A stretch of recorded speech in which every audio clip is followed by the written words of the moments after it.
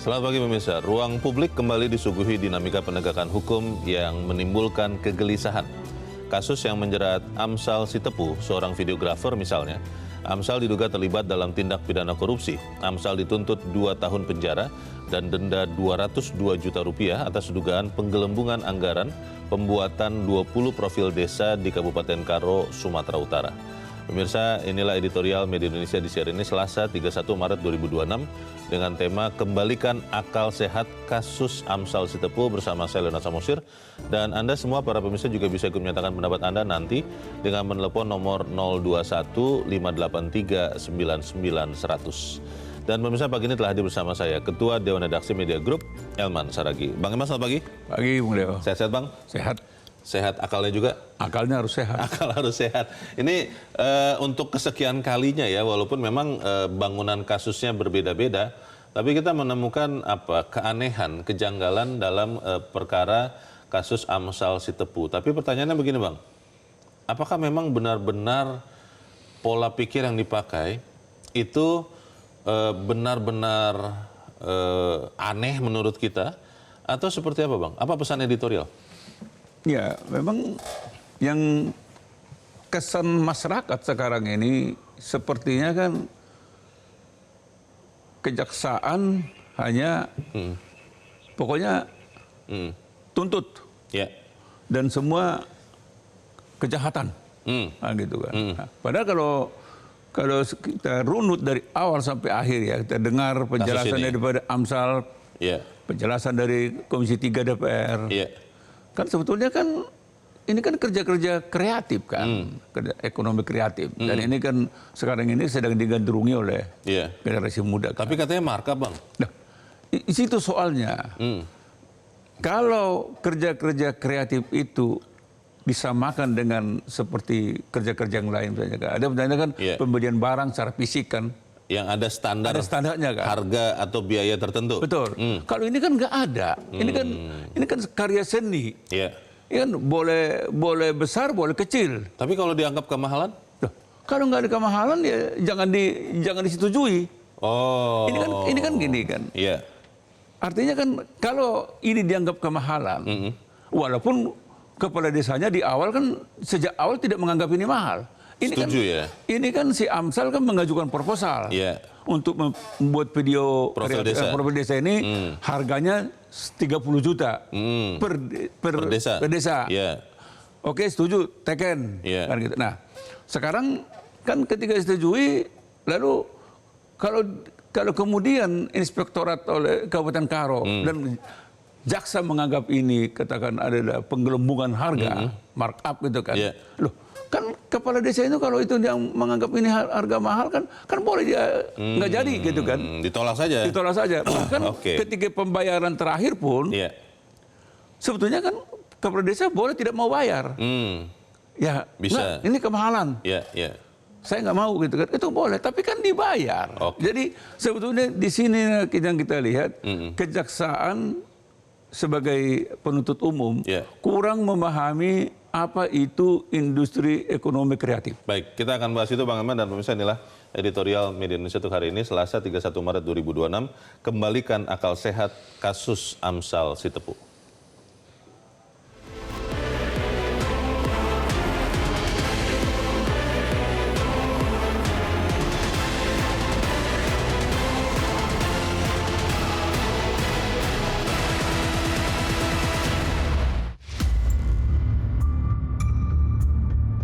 Ruang publik kembali disuguhi dinamika penegakan hukum yang menimbulkan kegelisahan.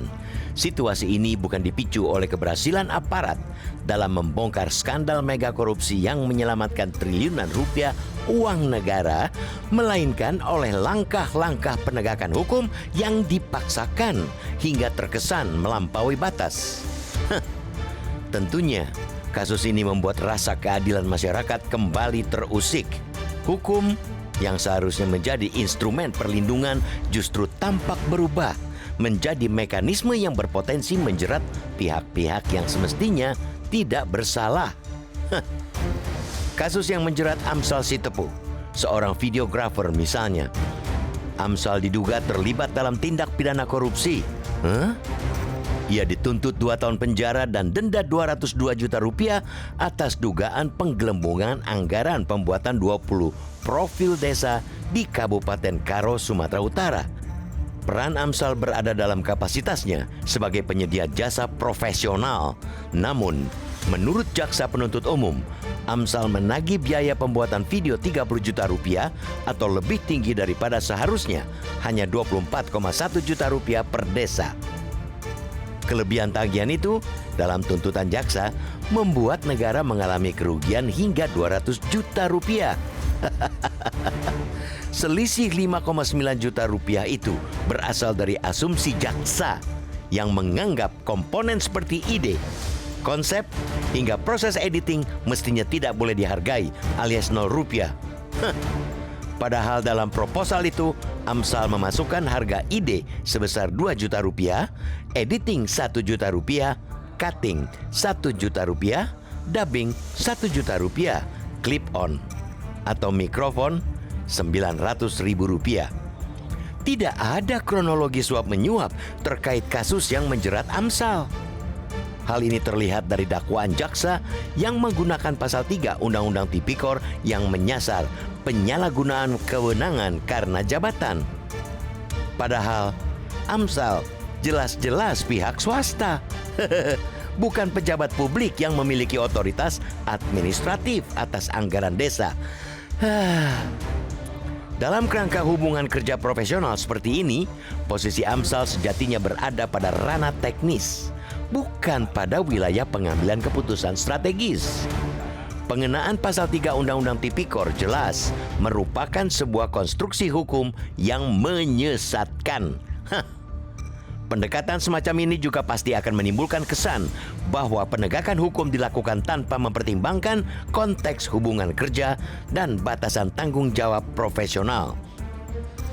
Alih-alih memfokuskan upaya pada aktor utama seperti pemegang otoritas anggaran atau pejabat yang memiliki kewenangan dalam pengambilan keputusan, justru pihak di ujung rantai pelaksanaan yang diseret ke ranah pidana. Pada akhirnya, menjaga akal sehat dalam penegakan hukum merupakan prasyarat mutlak bagi tegaknya keadilan substantif.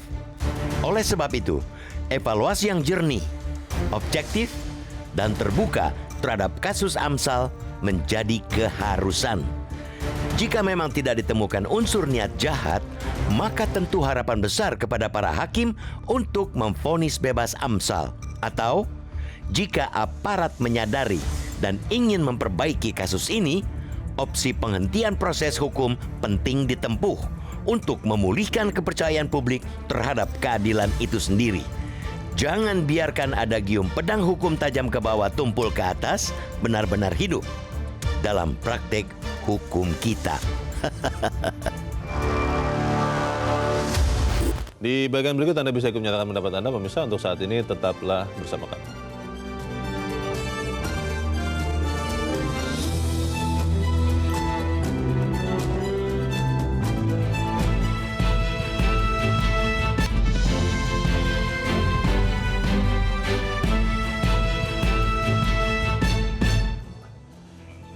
Terima kasih Anda masih bersama kami, dan sekarang kita akan mendengarkan pemirsa Metro TV yang akan berpendapat. Bang Elman, kita kali ini tersambung dengan pemirsa Metro TV di Banjarmasin, Kalimantan Selatan. Ada Pak Tasrik Usman. Pak Tasrik, selamat pagi. Selamat pagi Mas Leo, selamat pagi Bang Elman. Assalamualaikum warahmatullahi wabarakatuh. Waalaikumsalam Pak Tasrik. Bagaimana ini Pak kasus Amsal Sitepu menurut Anda? Silakan Pak, singkat padat saja. Baik, yang pertama saya sangat prihatin ya atas kasus Amsal ini yang menurut hemat saya ini mengusik rasa keadilan publik di mata hukum.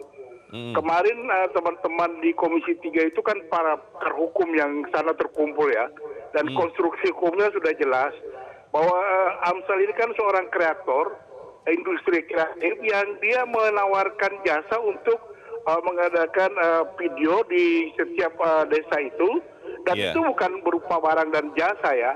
Sehingga kalau itu disetujui maka itu tidak ada unsur pidananya.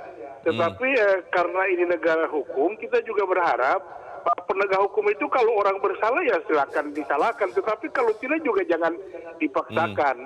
Nah, saya sependapat dengan teman-teman di Komisi 3, ini konstruksi hukumnya sangat merusak keadilan hukum bagi masyarakat. Oke. Nah, untuk itu ke depan saya harap teman-teman jaksa untuk lebih hati-hati ya dalam penegakan dan penuntutan bagi masyarakat. Terima Baik. kasih. Assalamualaikum warahmatullahi wabarakatuh. Waalaikumsalam warahmatullahi wabarakatuh. Terima kasih Pak Tasrik Usman di Banjarmasin, Kalimantan Selatan. Selamat pagi Pak. Jaksa harus lebih berhati-hati. Tapi kalau kita lihat kasus ini kan sudah sampai di pengadilan, bagaimana? Apa follow up berikutnya, Bang? Ya, kalau ini memang sangat tergantung kepada hakimnya ini kan. Tapi kalau kita lihat konstruksi hukumnya dari awal kan tidak ada mens reanya kan. Niat jahatnya? Tidak ada niat jahat. Ini kan industri kreatif. Suka sama suka. Iya. Jadi artinya kan ada yang menawarkan, namanya Amsal Sulaiman. Amsal Sitepu. Iya. Kan begitu kan. Iya. Menawarkan ke kepala desa di Tanah Karo. Kan begitu. Senang sama senang. Harga disetujui. Iya. 30 juta per video kan gitu kan. Tapi menurut jaksa 24 juta saja, 24,1. Karena jaksa menolkan Ide kreatif, ide kreatif, editing, cutting. Padahal sebetulnya kalau industri kreatif itu kan yang termahal kan idenya. Iya. Masa itu dinolkan kan? Jadi dari awal tidak ada niat jahat. Suka sama suka.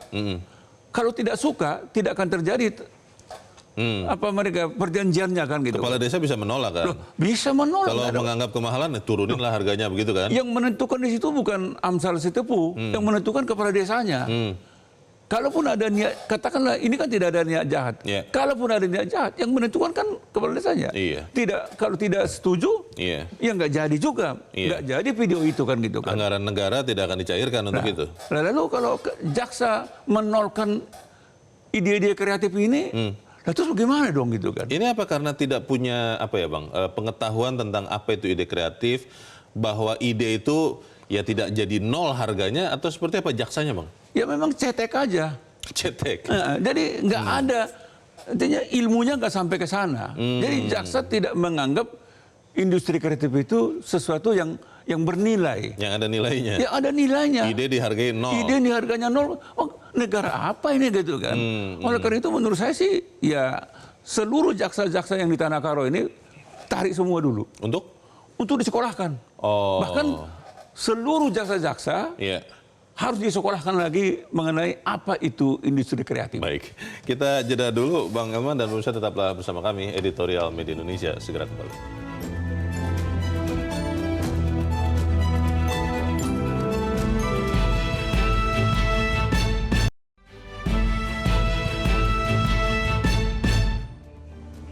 Terima kasih Anda masih bersama kami dan kita ada di bagian akhir diskusi kita pagi ini. Bang Elman, kalau kasus ini tidak heboh, tidak viral, mungkin jangan-jangan kita pun tidak membicarakan di sini. Komisi 3 DPR pun tidak langsung memperhatikan seperti itu. Pertanyaannya Bang, sambil menunggu nanti keputusan dari hakim, kita tidak mau mengintervensi pengadilan. Apa pelajaran yang bisa kita petik dari peristiwa ini? Ya, ini kan kalau dibiarkan kan ini kan jadi presiden buruk kan. Iya. Ini sangat buruk loh.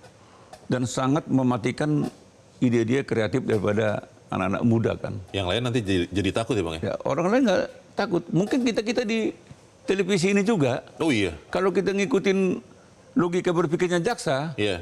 semua kita ini akan dinolkan ini. Gak ada gaji ya? Gak ada gaji kita ini. itu. Nah kalau kita mau perluas, Bahaya juga ya? bahaya juga ini jaksa ini kan. Iya. Kalau kita ikutin jalan pikirannya jaksa, jalan pikirannya inspektorat dari Kabupaten Karo, kita ini nggak punya gaji nih, nol. Lo bisa bayangkan itu kan. Iya, Artinya kan ini kan satu kemunduran kan. Ini satu kemunduran bagi satu bangsa loh. Pemerintah ini kan sedang menggelorakan Ekonomi kreatif. Iya. Tapi langsung dimatikan oleh jaksa.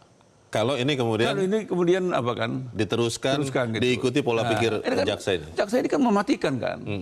Itu sebabnya dari awal saya bilang seluruh jaksa-jaksa harus disekolahkan lagi apa itu industri kreatif.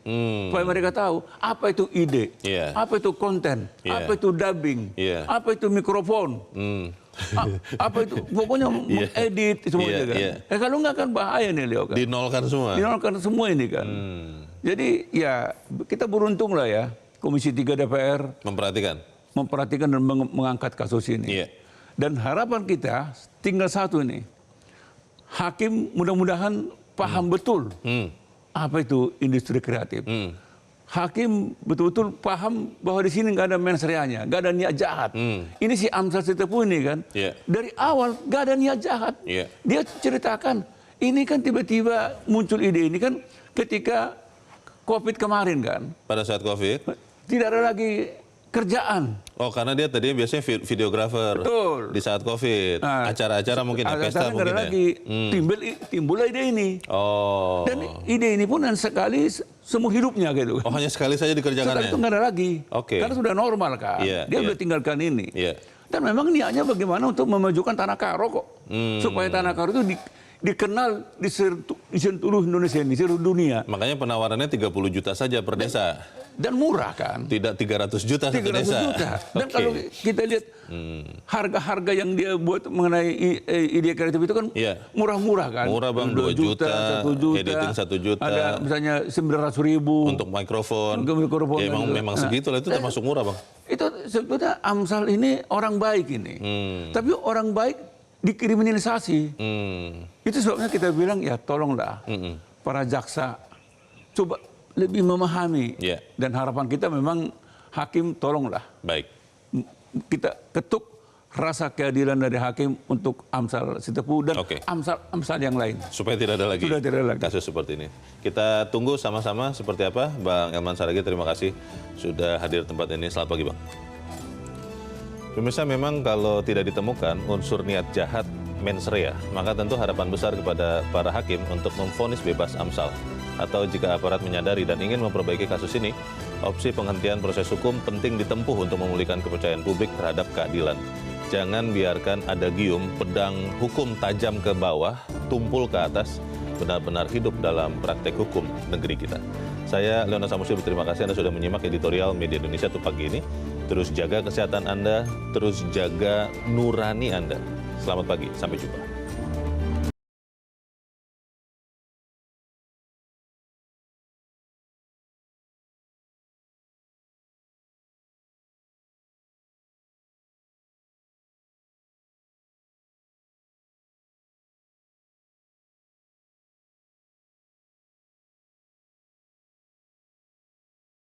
Jelajahi cara baru mendapatkan informasi. Download Metro TV Extend sekarang.